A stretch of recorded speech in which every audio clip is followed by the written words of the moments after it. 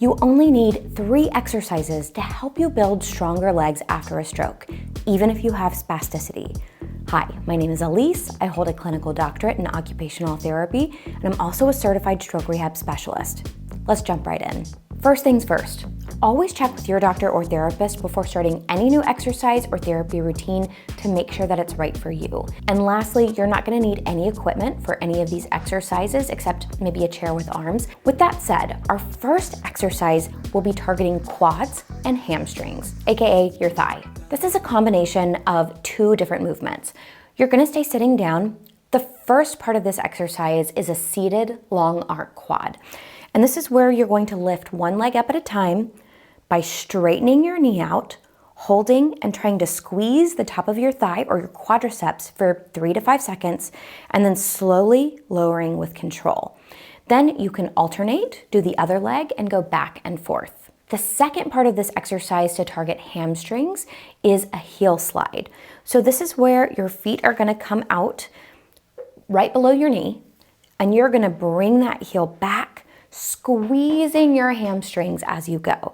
So you're squeezing as you go, then as you reach your full movement, you wanna hold that squeeze for about 3 to 5 seconds and come back to your starting position. I would recommend doing your long arc quads first. So you start one leg, squeeze, other leg, squeeze, heel slide, squeeze underneath and back, heel slide, squeeze underneath and back, and then repeating that sequence again.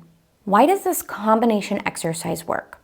Because we're functionally strengthening both your quadriceps and your hamstrings, which help to extend the knee and bend the knee.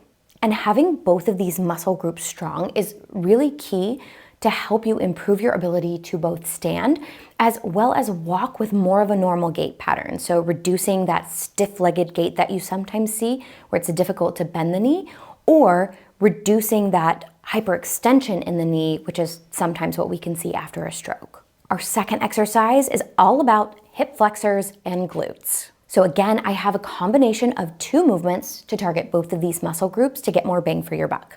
And the first is to do seated marches. This is where we're really targeting those hip flexors. So what you're gonna do is raise each of your legs up slowly with control, alternate back and forth. For some people, it may be easier to do one leg at a time, but if you're able to alternate, I recommend doing it that way. Now, the second part of this movement is a glute squeeze. And it's just kind of what it sounds, it's squeezing your butt. So essentially what you wanna do is sit up nice and tall, and then you want to squeeze your butt for 3 to 5 seconds, hold, and then relax. So how I would functionally do this is start with some seated marches, up, up, and squeeze, up, up, and squeeze. Now, why are these exercises so effective? Well, your seated marches, like I said, really work on those hip flexors. And this movement, hip flexion, is necessary for you to step forward when you're walking. So if that's something that you have trouble with, because legs are heavy, we have to strengthen those up so that you can walk more efficiently. And the glute squeeze helps to strengthen up your butt muscles, which play a role in hip extension. This is another piece of the movement that you need for successful walking. Exercise number 3 is a sit to stand, which is a functional full leg strengthening exercise. So to do a sit to stand, you're gonna scoot forward to the edge of your seat. You wanna bring your feet back behind your knees. This is gonna help give you leverage so that you can come up to standing. If you need to hold onto armrests with your hands, that's totally fine. You're gonna lean forward, right, nose over toes. I'm sure you have heard that at some point in your rehab. You're gonna push down through your feet and through your heels, like you're pushing the ground away from you. And then you're going to slowly lift your bottom up off the seat and come all the way up to standing if you're able. Now, the second half of this is, of course, coming back down. Your knees are bending and you're slowly lowering yourself with control back to your seat. Again, we don't want any plopping with all of these exercises, slow, controlled movements. Now, I have 2 modifications for you. If doing an actual sit to stand all the way up to full standing is too hard, you can do a partial stand, which means basically you're gonna do the exact same thing that we're doing in a full sit to stand, but you're not gonna come all the way up to standing. You're gonna come up slightly just so your butt is above the chair, and then you're gonna come back down. Now, if a partial sit to stand is still too difficult, you can downgrade that to a chair push-up. So this is where you're still holding onto the chair. Movements are all the same. Feet come back behind your knees, you're scooted forward to the edge of your seat, you're leaned forward, nose over toes, but instead of coming up to a partial stand, this time you're just trying to push up enough to clear your bottom from the seat and then lower yourself back down. But here's the key. I don't want you to focus on pushing through your arms. Again, I want you to have this kind of mental note of trying to push the ground away from you with your feet, because this is really what's going to get your legs engaged and activated and where you're actually going to get leg strengthening. So why are the sit to stand and the chair push-ups so effective for leg strengthening?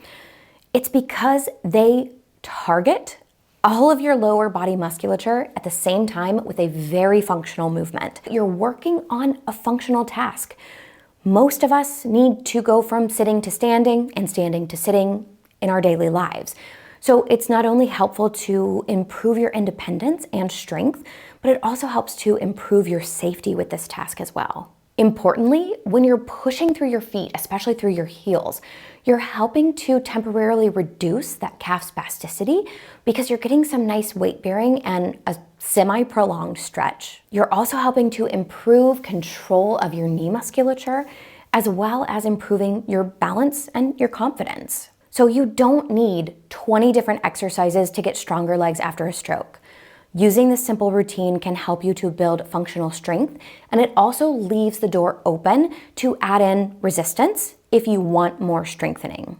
Now, you may be wondering, okay, well, how many sets and reps should I be doing?